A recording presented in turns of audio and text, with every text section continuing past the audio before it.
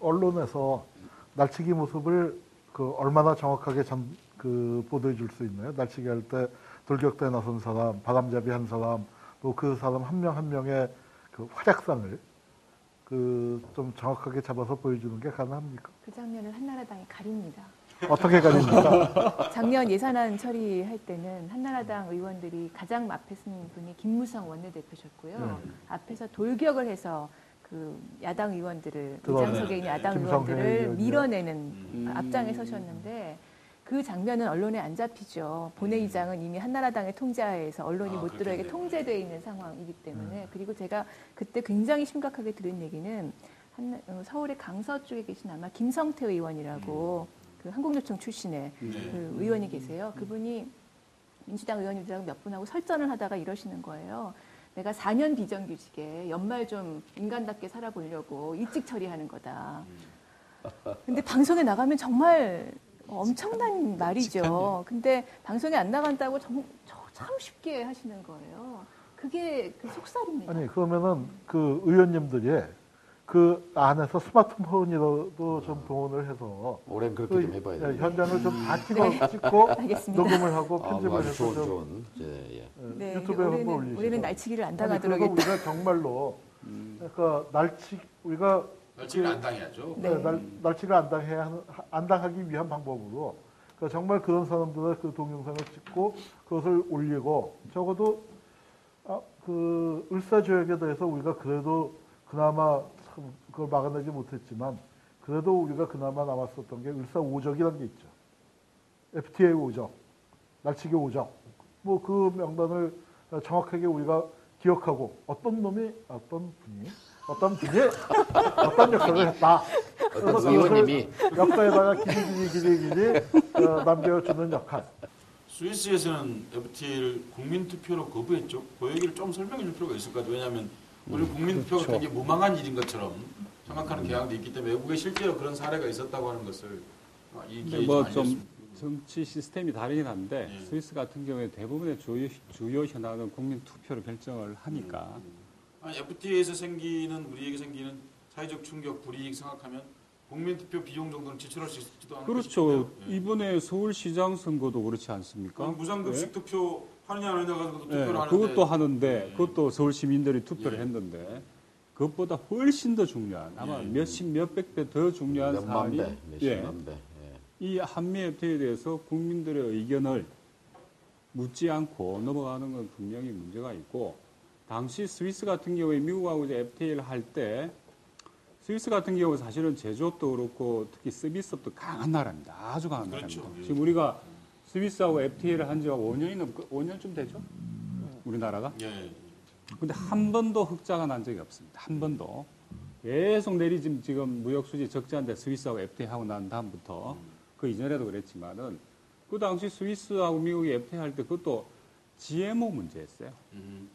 이 라벨링 식품에 GMO에 대해서 라벨링을 해라 했는데 미국은 싫다. 유전자 변형식품을 그렇죠. 얘기하는 거죠. 유전자 변형식품 해.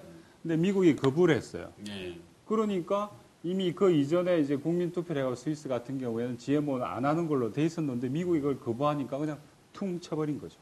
그러면서 FTA 안 한다. 당신들 못하게 돼버린 거죠. 그 사실 보면 스위스 국민의 힘이죠, 그게. 국민투표 가능하다. 그런 게 실제로 우리도 이런 정도의 중대한 사안이라면 국민투표 충분히 할 만하지 않습니까, 사실은?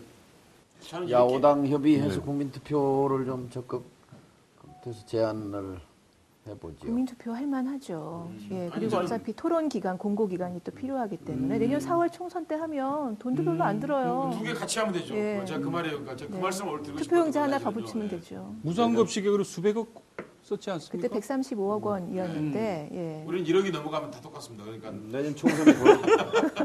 그게 135억을 썼다면 뭐 이게 서울 시민 전 국민의 상당 부분인데 사실은요. 제가 지금도 기억하는 게 가령 뭐 노태우라는 사람이 신임투표도 하겠다고 그랬는데 그렇지 않습니까? 지금 이게 노태우 시민투표에 비길 수 없이 중대한 문제지 않습니까? 그러니까 제가 이렇게 말하고 싶습니다. 20세기에서부터 지금까지 있었던 세 번째 정도의 중요한 사건이 아닌가 싶어요, 사실은요. 울산 늑타를 포함해서 경술국지까지의 한 텀, 그리고 해방, 그리고 한국전쟁이 한 텀이지 않습니까?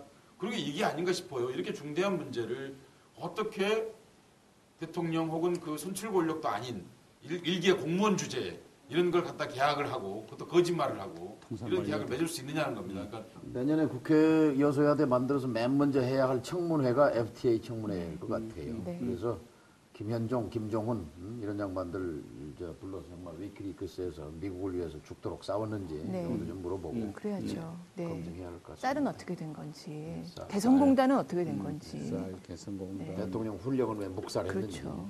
네, 그 얘기 나왔으니까 먼저 그 얘기를 좀 하시죠. 그 어떻게 하면 지금 현재 국회에서 여대 야소 판 속에 또 한나라당이 이제 경위들 동원하고 그렇게 해서 이제 현재로서는 강제로 이제 법안을 통과시킬 비준안을 통과시킬 가능성이 굉장히 높은데 어떻게 하면 막을 수 있을까요, 그것들을요? 근데 여기 트위터에서 해주시는 글만 봐도 이제는 인식이 많이 되면서 그 위기 의식도 커지고 그 FTA의 피해로 인해서 우리나라 국가 정례가 어떻게 될 것인지에 대해서 이제 점점 더 현실적인 생각을 갖게 되시는 것 같아요. 그러니까 확실히 정말 국회에서는 정말 한나라당에 쪽팔려서 저희들 잘 못합니다. 진짜 이거 80명 수가 적진 않지만 그 한 3배쯤 되는 사람들이 딱 뭉쳐가지고 하니까 이번에는 좀 국민들이 국민 투표를 하자라고 하면서 그 전에 이 국회를 도와주는 일들을 좀 하시면 어떤가. 그래서 국회를 점령해 주시면. 국회의원이 국회를 점령하라고 국회. 자, 이거 뭐 이제 정규군이 의병을 홀르는 이제 그런 상황이니까 진짜 위기는 위기인 모양입니다. 사실 근데 저 얘기 참 나왔을 때 민망한데. 하고 싶은 얘기가 하나 있습니다. 전경들이 하고 싶은 얘기가 있습니다. 구한말 때 을사 조약이 늑탈이 체결되었을 때 수많은 의병이 일어났지 않습니까? 근데 그 의병을 진압한 사람들은 지난 시간에 얘기했습니다만 우리나라 관군들이 지금 주로 많이 진압을 했습니다. 다른 때 집회를 했을 때 사람들에게 폭력을 행사한 거하고 이 한미 FTA에서 그렇게 했을 때 폭력을 행사했을 때는 성격이 정말 다르다. 이건 정경도 트위터 하나 아니고. 소개해 드릴게요. 최원준이라는 분인데 대한민국 의정 사상 처음으로 다수의 젊은 층에게 지지받는 물리적 저지 행동이 아닌가 합니다. 화이팅! 대단한 격려이십니다. 지지받는 물리적 저지 행동이 아닌가 합니다. 네, 예. 그게요, 그 미디어법 통과 때도 그랬는데, 한나라당 의원들하고 얼굴과 얼굴을 맞대고 진짜 몸싸움을 하게 되면 가장 많이 듣는, 그리고 그 뒤에 정신적 트라우마로 남는 게 뭐라고 그럽니까? 민주주의가 뭔데, 니들이 왜 민주주의를 파괴해? 민주주의는 다수결이야. 그러는 거예요. 심지어는 그 한나라당의 이두화 의원이라고 그 비례대표를 승계해서 들어온 의원이 계신데 제 법대 2회 후배예요. 근데 학교 때도 알던 분이거든요. 근데 그분이 미디어법 강행 처리 때 저를 이만큼 그 끌고 나온 한나라당 여성 의원들 틈에 서가지고 이렇게 저를 보면서 뭐라 그랬냐면 언니 후배들 보기 부끄럽지도 않으세요? 오늘 제목 나왔네요. 그게요. 그러니까 민주주의는 다수결인데 왜 그걸 막어? 니들이 막으려면 의석 늘려가지고 와. 지금까지는 우리 마음대로야. 4년 동안은. 여기에 대해서 다른 분들 이게 반박할 딱 기회 붙어 있는 드리겠습니다. 거예요. 잠깐만, 다른 분들 반박. 아니 그 다수결 맞습니까? 부끄러움이 없다는 게 두 가지 뜻이 있어요. 하나는 윤동주처럼 하늘로 한 점 부끄러움이 없는 것도 있고 우리가 또 이렇게 쓰죠. 후한 무치하다. 그게 부끄러움이 없는 건데요. 그러니까 민주주의를 참 우리 옛날 하이킥에서 그게 생각이 나네요.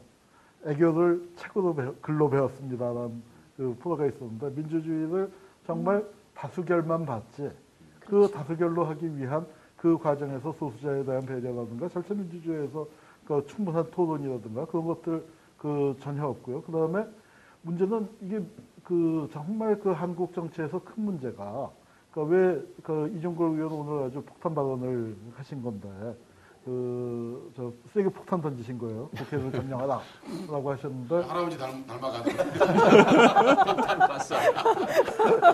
역시 의병장.